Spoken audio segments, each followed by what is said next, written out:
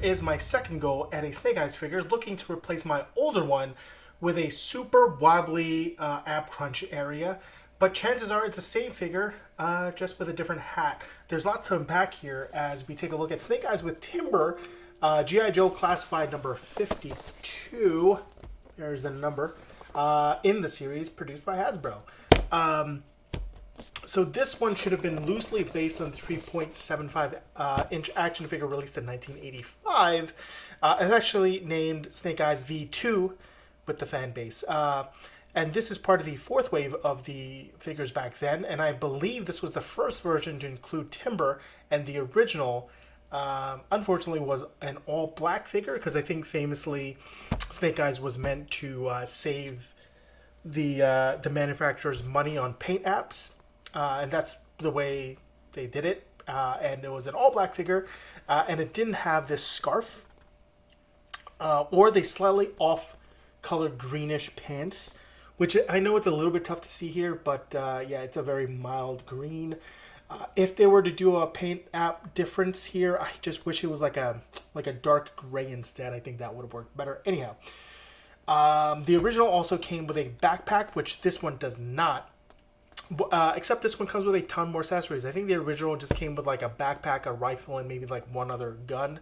This one comes with a whole slew of guns, and it's got Timber with two different faces and a sword that you can sheath. So that's really cool. It's a really obviously premium looking box. However, for some reason the box art just reminds me like of a Gundam, like that kind of thing, where it looks like you have to put it together. So I don't know. Anyway, that's probably just the me thing. Now, according to the sell sheet for this guy, G.I. Joe explodes into a larger-than-life era with 6-inch scale figures. The G.I. Joe Classified line evolves the characters fans know and love into a highly articulated 6-inch scale with premium deco and detailing. The figure features a classic design, updated to bring G.I. Joe Ninja the G.I. Joe Ninja into the modern era, plus 12 accessories inspired by the character's rich history, including his wolf companion Timber. And I think this is one of the things that is lost when you have a box set rather than something with a window.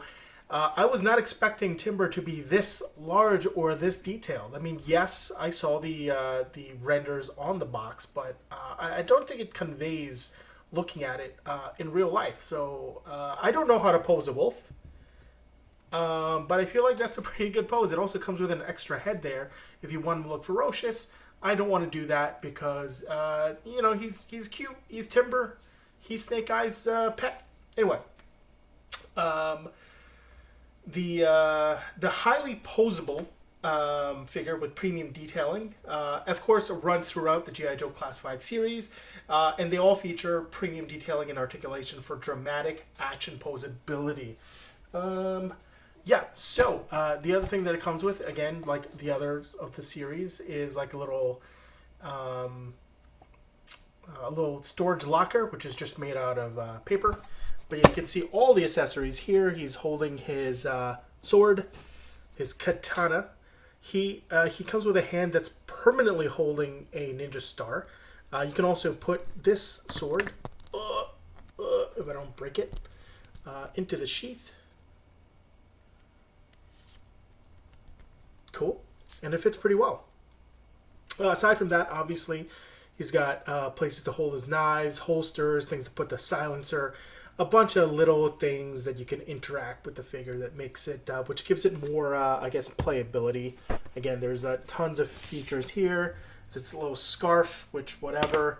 He's got a gun and a magazine that you can remove, which is always pretty cool to get that. However, of course, I'm assuming that everybody's going to lose the magazine.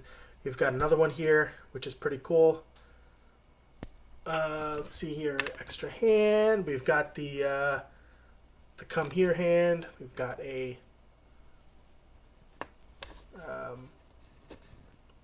automatic pistol, knife. Here's the silencer. Here's his signature Uzi and spear gun. So all in all, pretty good figure. And the bonus part about it is that he does not have a wiggly torso the way my old Snake Eyes figures did, which upset me. Now I can get rid of this one. So that's pretty cool. You can see it looks basically like the same figure, but hopefully maybe they just used a different type of plastic. I don't know. Anyway. And looking at the articulation here, we've got swivel hinge ankles, boot calf swivel, double hinge knees which are pinless, swivel thighs, ball jointed drop down hips, waist articulation. We've got ab crunch waist, butterfly pecs, swivel hinge drop down shoulders, ball jointed neck base, ball jointed head, swivel hinge shoulders, double hinge elbows which are also pinless. Actually, you know what? No. Yeah, no, these clearly have pins. Sorry, so everything's got pins.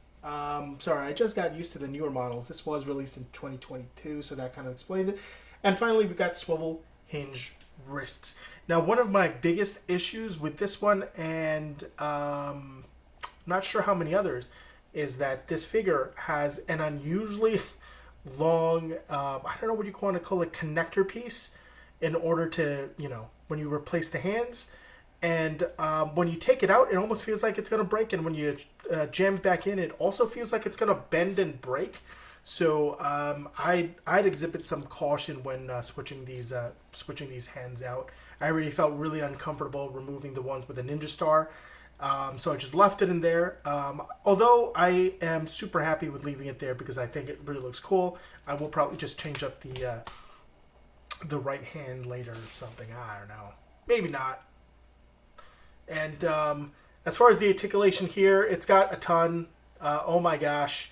It's got almost as much as Snake Eyes, and it is pretty awesome. The only thing that doesn't move, I think, is this fur piece doesn't really move in the front. I thought it would be a lot more dynamic, but it doesn't. It is a complete extra piece, and you can see that possibly it was meant to move just a little bit, but it's just not doing it. And, you know, timber.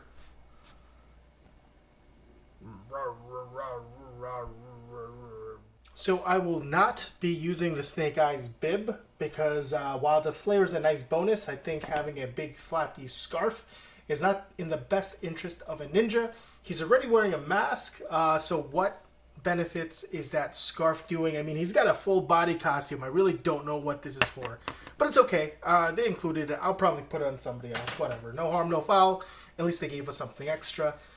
Whatever. Anyway, as we move into the figure comparisons to help you decide how the design language for this particular figure shapes up to others in similar universes, we're bringing along other Hasbro figures from the G.I. Joe Classified line, as we've seen before, Snake Eyes, the Star Wars Black Series, Power Rangers Lightning Collection, and the standard and perfectly 6-inch scale, 6-inch Spider-Man figure. And bonus, just Timber's just hanging around because I don't have any other animals to kind of scale him against, but whatever.